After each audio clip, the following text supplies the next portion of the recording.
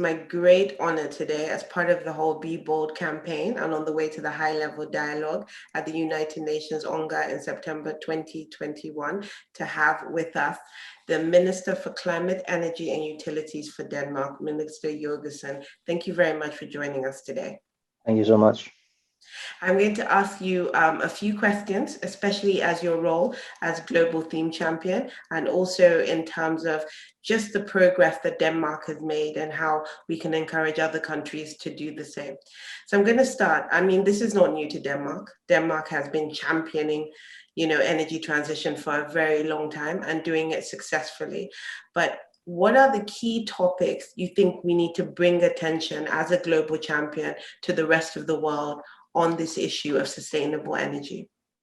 Well, I think there's one very clear message that we need to convey, and that is both for countries, but also for donors, that investing in a clean energy transition, yes, it does cost money. Yes, it can be expensive, but the benefits that you get are so big that really it is worth it. First of all, obviously, we need to give the access to energy to more people. That alone, of course, is a benefit.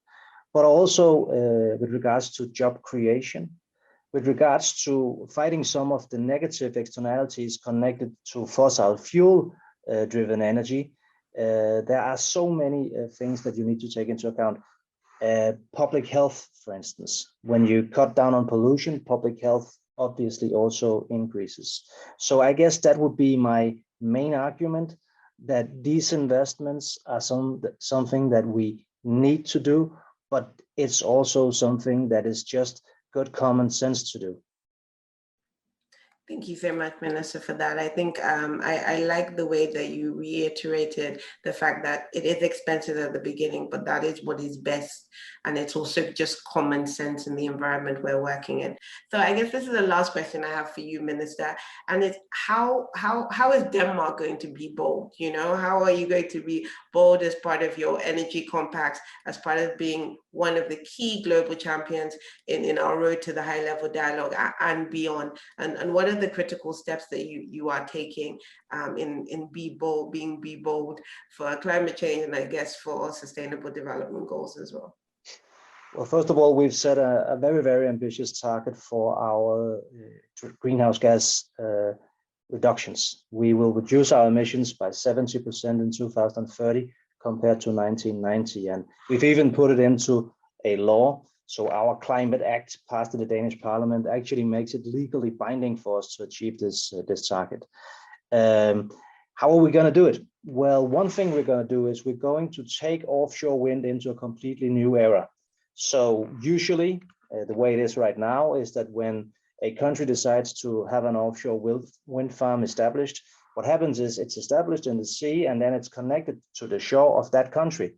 We will build an artificial island in the North Sea, 80 kilometers from the coast, that'll be connected to not only Denmark, but several other countries. This makes it possible for us to actually create energy that will be able to deliver electricity for 10 million European households. So it's going away from a national focused energy policy to a more international focused policy. So that's one thing we will do. Second is we need to be much better globally at sharing knowledge, sharing technology. I know that for many businesses, maybe even for many countries, it might sound a bit counterintuitive because surely we are competing with each other. But really, when you look at the fight against climate change, when you look at the need to have green transitions of energy systems on this planet, really, we cannot be competing. We need to look at this as a plus-sum game instead of a zero-sum game. So we need to help each other. So we want to share some of the experiences that we have from the last couple of decades of having gone through a green transformation. But we also, of course, want to learn from others and participate in cooperations that will help benefit all of us. Thank you very much, Minister. And I love the fact that you're always using the word collaboration, because that is really, really what we need if we really need to face this challenge head on.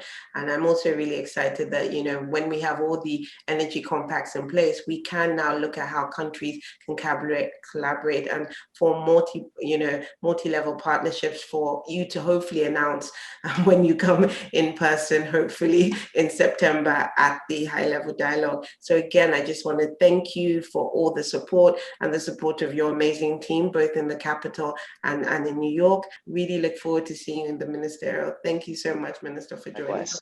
Likewise. Thank you so much.